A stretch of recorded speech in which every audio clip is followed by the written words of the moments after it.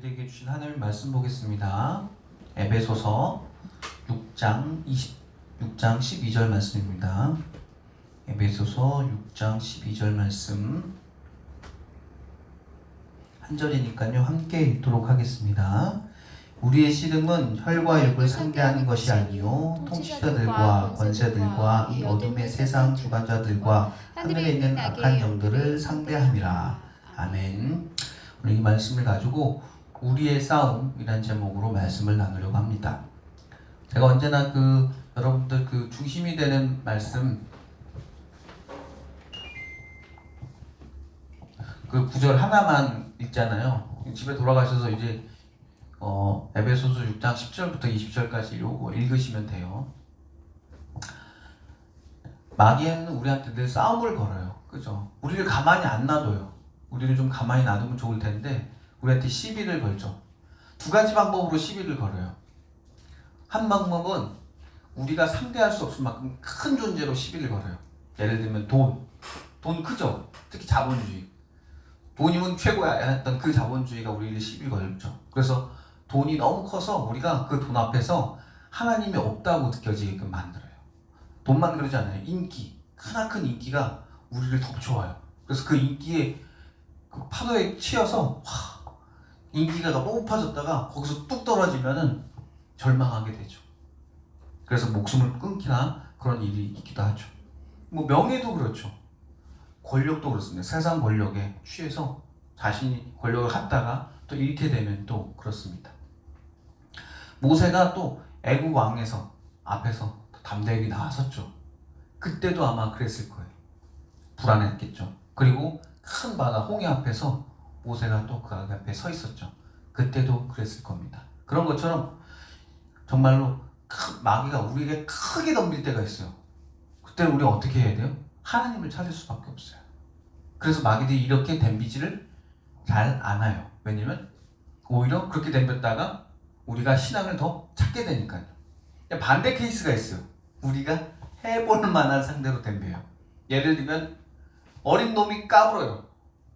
그리고 돈 문제 가지고 덤비는데 돈 문제가 내가 충분히 열심히 해서 벌면 내가 성실하게 일하면 벌 수 있는 그 돈의 수준인 거예요. 해볼 만한 상대인 거예요. 이게 되게 힘들어요. 이걸 뭘로 싸워요? 우리가 혈과 육으로 싸워요. 우리의 의지로 싸워요. 우리의 어떻게 강인한 무언가로 싸워요. 조그만 놈이야 우리가 때리면 되고 까불면 딱 때리면 되고 적은 돈이야 우리가 벌면 되고 그러면서 뭐에 빠져요? 자기 공로나 자기 의지에 빠져요. 혹은 누구랑 싸우다가 화를 내서 화가 나서 하나님을 잃어버리는 경고망동을 하게 되죠. 근데 이렇게 마귀가 우리한테 싸움을 거는 근본적인 이유가 뭡니까? 마귀가 왜 이렇게 우리한테 싸움을 걸까요? 마귀들도 본인 할 거 많을 텐데 마귀들이 유일하게 하는 일은 이거밖에 없어요. 우리 성도들에게 시비 걸어서 우리를 무너뜨리려 하는 거죠. 이게 마귀들이 그런 약한 존재로 우리한테 덤비는 이유를 우리가 거기에 대해서 하나님께서는 이렇게 혈과 육으로 너희들 싸우지 말으라고 하잖아요.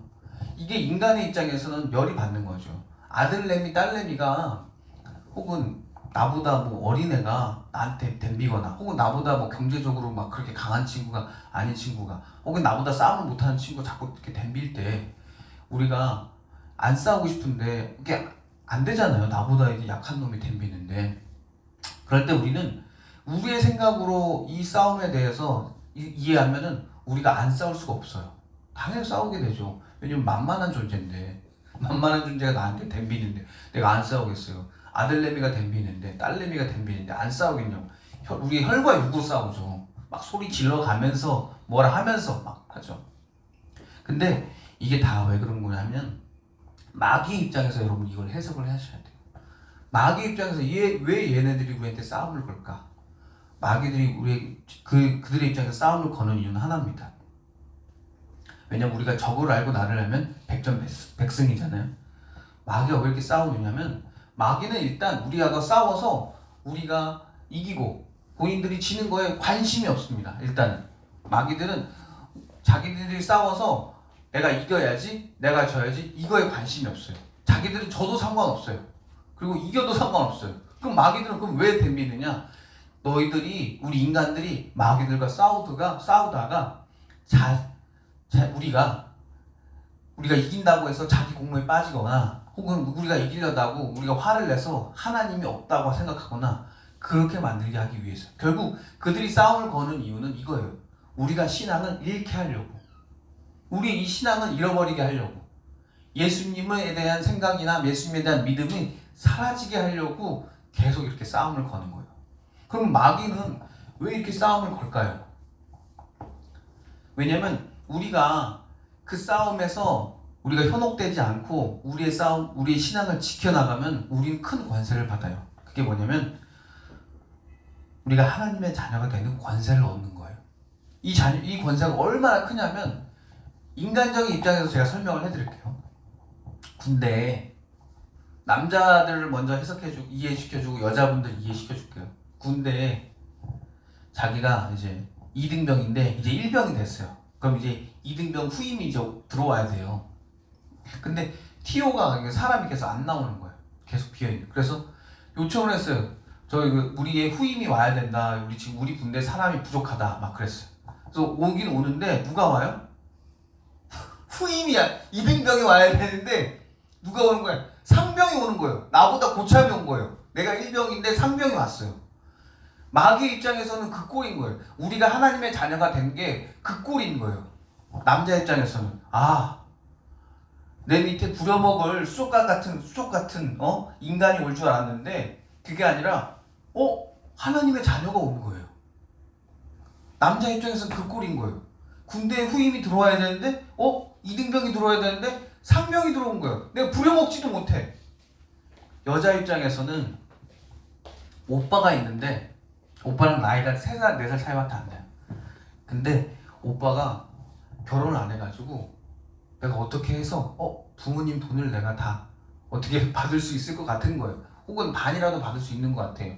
근데 오빠가 결혼했어요. 그것까지 이해할 수 있어요. 오빠는 뭐 괜찮은 사람이니까. 근데 오빠가 결혼했는데 나보다 10살이나 어린 내가 친구랑 결혼한 거예요. 근데 근데 언니 해야 되는 거야. 마귀 입장에서도 그런 꼴이에요. 내가 부려먹을 놈이 와야 되는데 내 재산 다 뺏어먹을 놈이 오는 거예요. 얼마나 화가 나겠어요. 근원적으로 마귀 입장에서 여러분 생각해보세요. 마귀는 태초 때부터 있었던 존재예요. 그죠? 하나님께서 마귀도 원래는 천사였어요. 근데 그들이 교만해져서 마귀로 된 거잖아요.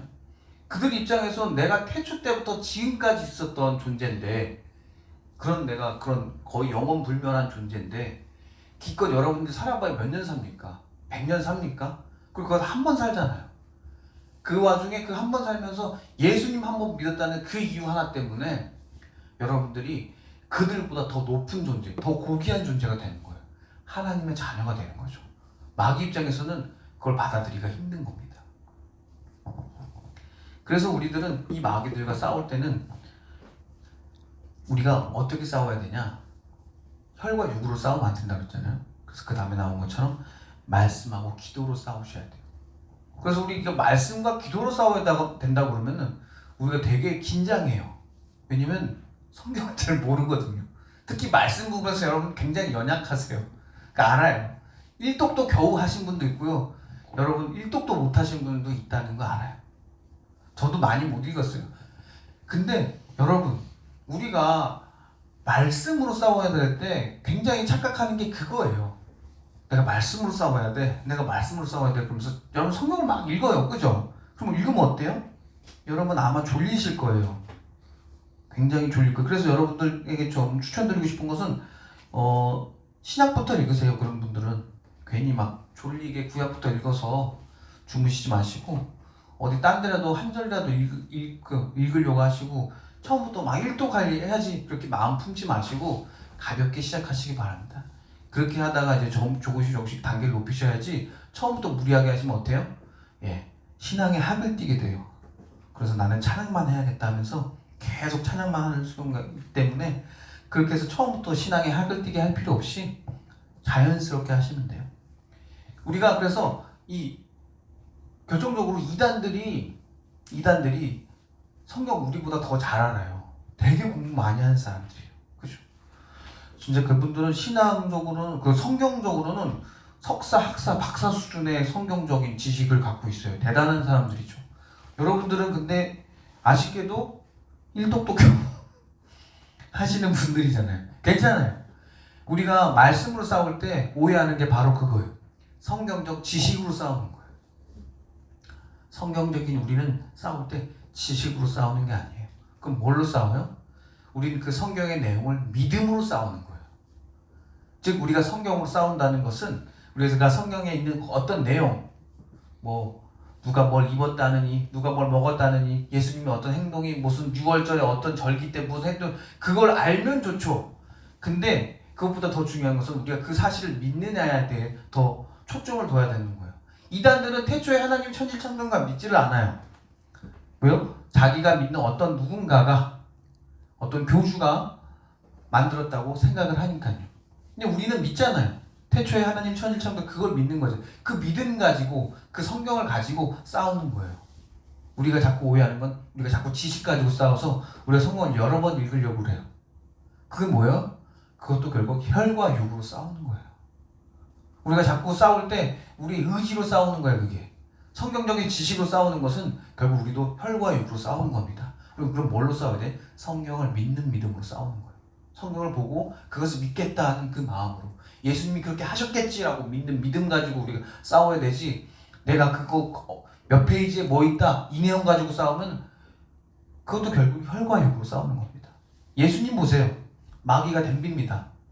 3번의 시험을 하죠. 3번의 유혹을 하죠. 이 돌을 떡이 되게 해라, 뭐 해라, 뭐 해라, 다 하죠. 근데 그거 다 마귀도 그 성경에 있는 나오는 내용 가지고 한 겁니다. 근데 예수님도 마찬가지로 그거에 대항해서 말씀을 가지고 하시는데 그 마귀들에게는 능력이 일어나지 않아요. 왜? 마귀들은 왜 능력이 나타나지 않냐면 성경을 알고는 있기 때문에 그래요. 성경의 모든 내용을 다 알아요. 마귀들은. 하지만 뭐예요? 믿을 수 없어요. 왜? 그 안에 믿음이 없기 때문에.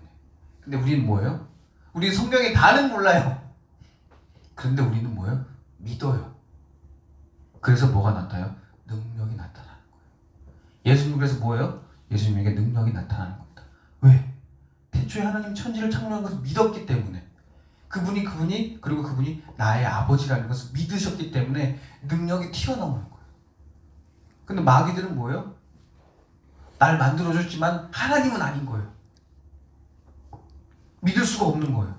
그리고 저 인간들을 사랑하는 게 잘못됐다고 삐뚤어졌어요. 그래도 뭐가 나타나잖아요? 능력이 안 나타나요. 즉 우리는 무엇으로 싸워야 된다? 성경적 지식이 아니라 성경에 있는 그 지식의 내용을 믿는 믿음으로 우리가 싸우셔야 되는 거예요. 이단들이 많이 덤빌 거예요, 여러분들. 그러면서 막 성경의 어느 부분 이거 아냐고 막 그럴 거예요. 그러면 여러분 그렇게 막 말문이 막히실 때 이러면 돼요. 쫄지 마세요. 그때 여러분들이 또 그런 거에 또 쫀단 말이에요. 마귀들 같은 이단들이 막 나에 달려와서 막 성경적 지식을 얘기를 하는데 뭘 물어볼지 막 불안해 하잖아요. 내가 어떻게 주는 살아계시는 하나님의 아들이 막 그 베드로가 했던 고백을 할까 막 고민을 하잖아요. 그러실 필요 없어요. 오히려 그렇게 하면 더 못해요.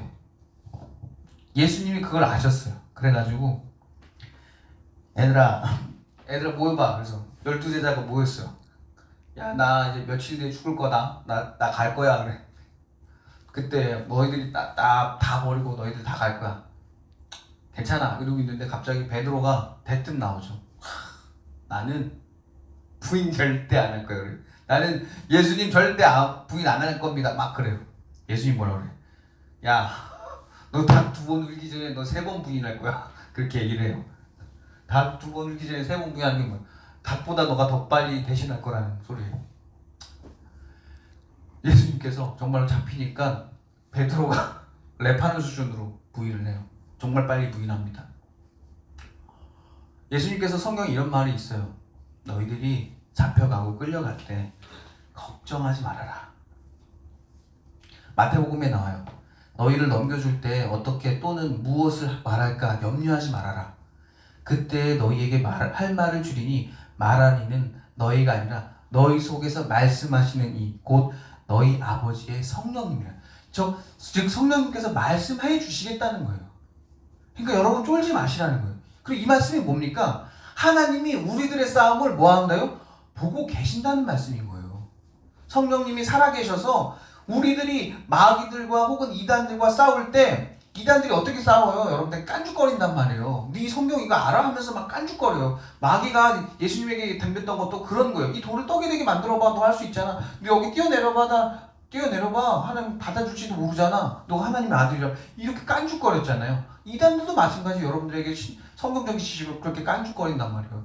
그때 우리는 어떤 의지를 품어요. 내가 이 말 해야지, 저 말 해야지.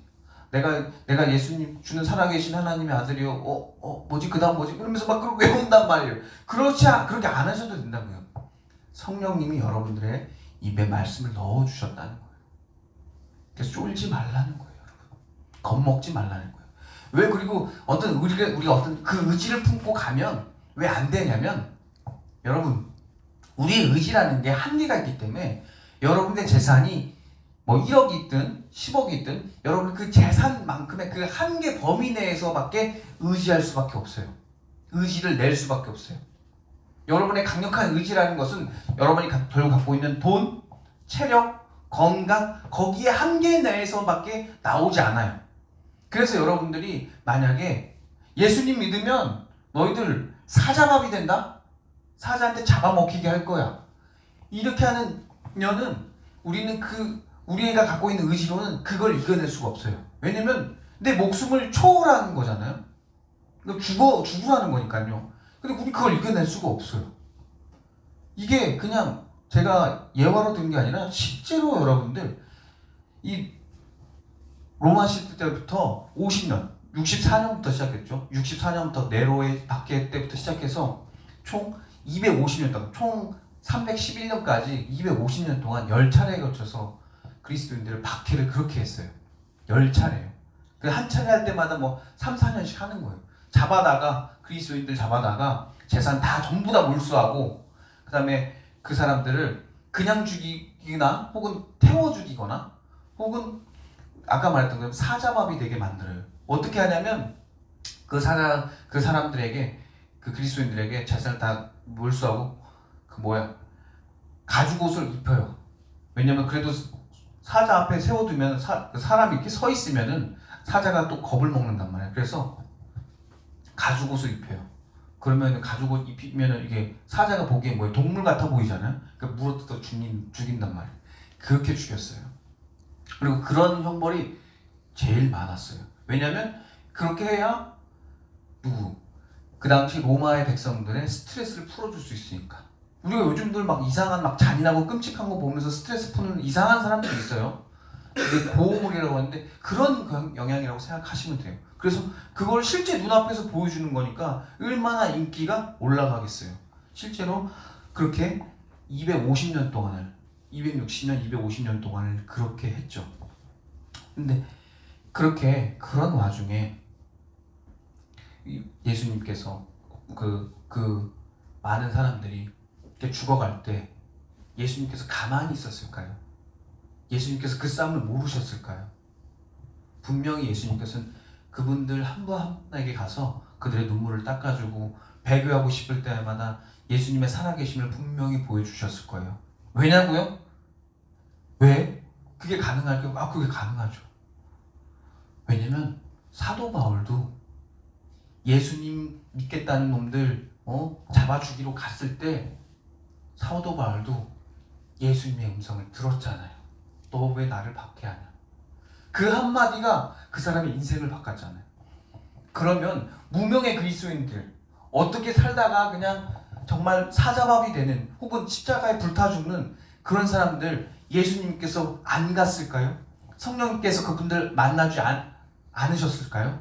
너는 무명이니까 안 만나. 너는 이름도 없는 무명한 사람이 날 믿어? 그럼 너한테는 안 가. 그럴 뿐이실까요? 우리가 믿는 예수님께서는 절대 안 그래요. 예수님 분명 그들이 배교하고 싶은 그 자리에 예수님 믿으면 저 죽어요. 그런 상황에 예수님은 분명히 그들에게 한 분 한 분에게 찾아가셔서 그리고 그분들의 눈물을 분명히 닦아주셨을 것입니다. 지금 비로 인해서 많은 피해를 입죠. 경제적인 어려움도 있을 겁니다. 근데 분명히 여러분들, 예수님께서는 여러분들에게 한 분 한 분 찾아가 주실 것입니다. 성령님이 그걸 아시고요. 우리가 이런 영적 전쟁, 영적 싸움이 있을 때 우리가 겁먹지 말아야 하는 것은 우리의 의지로 싸우지 말고 쫄지 말고, 분명히 이 싸움 누가 보고 계신다고요? 성령님께 보고, 성령님, 예수님, 하나님께서 여러분의 싸움을 보고 계시니까 겁먹지 마시기 바랍니다. 이번 한 주간도 그런 마음을 품고 승리하는 저와 여러분이 되셨으면 좋겠습니다. 말씀을 마치겠습니다. 사랑의 하나님, 우리가 우리의 의지로 자꾸 하나님 영적 전쟁에서 싸워서 이겨보려고 합니다. 그럴 때마다 우리 혈과 육을 내려놓게 하시고 오로지 하나님에게만, 성령님에게만 의지하게 하여 주시옵소서. 그래서 사도 바울을 만났던 예수님의 그 목소리가 사도 바울의 귀에 들렸던 것처럼, 주여, 우리 성도님들도 예수님의 살아계심, 성령님의 살아있음을, 임재를 체험하고 느끼는 걸로 이겨낼 수 있게 주여 도와주시옵소서. 이번 한 주간도 주님, 우리 늘 함께해 주시옵소서. 이 모든 말씀 언제나 우리를 사랑하시는 나사렛 주 예수 그리스도의 이름으로 기도드렸습니다. 아멘.